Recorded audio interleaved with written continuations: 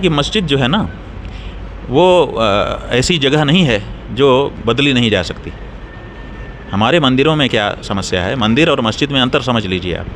मंदिर में हम भगवान को बुलाते हैं कि आप आइए यहाँ पे विराजिए, ये मूर्ति हम रख रहे हैं, इसी में आके विराजमान हो जाइए।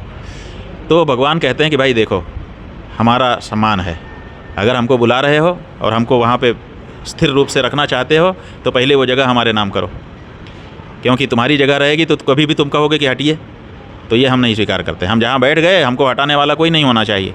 तब तो हमारा, तुम बुला के बैठा रहे हो, हम हटेंगे अपने मन से, अन्यथा कोई हटाने वाला नहीं होना चाहिए। तो हमारे यहाँ धर्मशास्त्र में ये नियम है कि जहाँ पर भी स्थिर अर्चना होती है, माने स्थिर प्रतिष्ठा, अचल प्रतिष्ठा जिसको कहते हैं, वो जहाँ पर होती है उसके पहले उस भूमि को देवोत्तर करना पड़ता है, संकल्प करना पड़ता है कि ये भूमि और ये मंदिर और ये चबूतरा जिस पर आप पीठ, जिस पर आपको हम विराजमान कर रहे हैं, ये हम आपको समर्पित कर रहे हैं, अब सदा सदा के लिए आपका है और आप यहाँ से हटिएगा मत, क्योंकि ये आपकी जगह हो गई। तब वहाँ भगवान बैठते हैं। तो हमारे यहाँ तो पहले संकल्प हो गया कि हटेंगे नहीं वो, और ये अब उनकी है, अब हमारी भी नहीं रही। तो ऐसी परिस्थिति में हमारे सामने धर्म संकट होता है कि अब मंदिर हम कहाँ ले जाएँ। लेकिन उनके सामने ऐसी कोई समस्या नहीं है, क्योंकि उनका जो ईश्वर है जिसकी आराधना वो मस्जिद में जा कर के करते हैं, वो तो मस्जिद में तो रहता ही नहीं है, वो रहता है काबा जो है उनका मक्का में, काबा के ऊपर 7वें आसमान में। माने काबा सऊदी अरब में है, वहाँ मक्का शहर है, मक्का शहर के मध्य में एक काबा नाम की जगह है, उस जगह में एक चौकोर कमरा बनाया हुआ, उस कमरे के ठीक ऊपर 7वें आसमान पर उनका खुदा रहता है, ऐसा उनके धर्मशास्त्र में लिखा हुआ है। तो वो तो यहाँ है नहीं, और वो आता भी नहीं है यहाँ। हमारे देवता तो बुलाने पर आते हैं, चाहे ब्रह्मा हो, चाहे विष्णु हो, चाहे महेश हो, चाहे इंद्र चंद्र वरुण कुबेर कोई हो, हमारे तो जिसको हम बुलाते हैं हमारे आते हैं।